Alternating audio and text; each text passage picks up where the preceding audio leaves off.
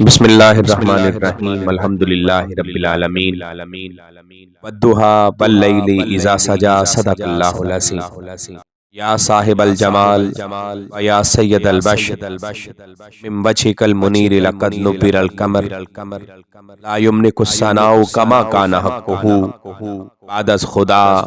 بزرگ توئی قصہ مختصر۔ معزز ناظرین، پوری کائنات میں اس وقت کوئی بعد از خدا ہستی نہیں جس کی اتنی تعریف و توصیف کی جاتی ہو۔ کوئی ایسی ذات نہیں آقائے دو جہاں کے بعد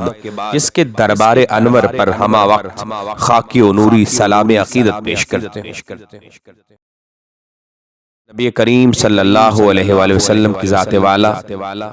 تمام انسانوں کے لیے رشت و ہدایت کا سرچشمہ، اہل بصیرت و بصارت مرزا اسد اللہ غالب نے کہا تھا، حق جلوہ گر ز طرز بیان محمد است، آرے کلام حق بازبان محمد است، غالب ثناء خواجہ بیزداں گذاشتیم،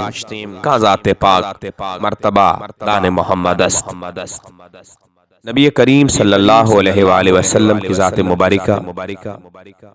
روئے زمین پر تشریف لانا ہی تخلیق کائنات کے مقصد کی تکمیل ہے۔ یہ زمین و آسمان اللہ تبارک تعالیٰ نے اپنے محبوب کی خاطر ہی پیدا فرمایا، اور آج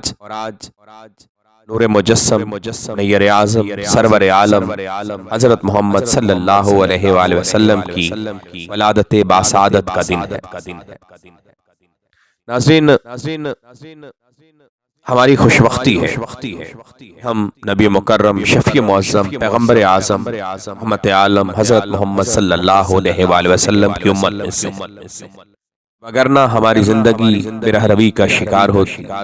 وگرنہ ہمیں زندگی کے شعور نہ ہوتا، وگرنہ ہمیں زندگی گزارنے کا ڈھنگ نہ ملتا، زندگی بے معنی اور بے سود ہوتی۔ آپ صلی اللہ علیہ وآلہ وسلم نے تہذیب کو تہذیب سکھائی ہے، انسانوں کو زندگی گزارنے کا ڈھنگ سکھایا ہے۔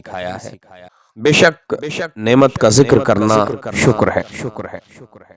یہ بات ازر من الشمس ہے کہ آپ صلی اللہ علیہ وآلہ وسلم کی ذات مبارکہ بہت بڑی نعمت الہیہ ہے، اور پھر نعمت کی تدھیس کا مطلب ہے اسے عام کیا جائے، اور عام کرنے کا مطلب ہے اس کا بار بار تذکرہ کیا جائے۔ الحمدللہ ہم آقائے دو جہاں حضرت محمد صلی اللہ علیہ وآلہ وسلم کے ذکر کی محافل کا اہتمام کر کے اس نعمت باری تعالیٰ کا تذکرہ کر رہے ہیں۔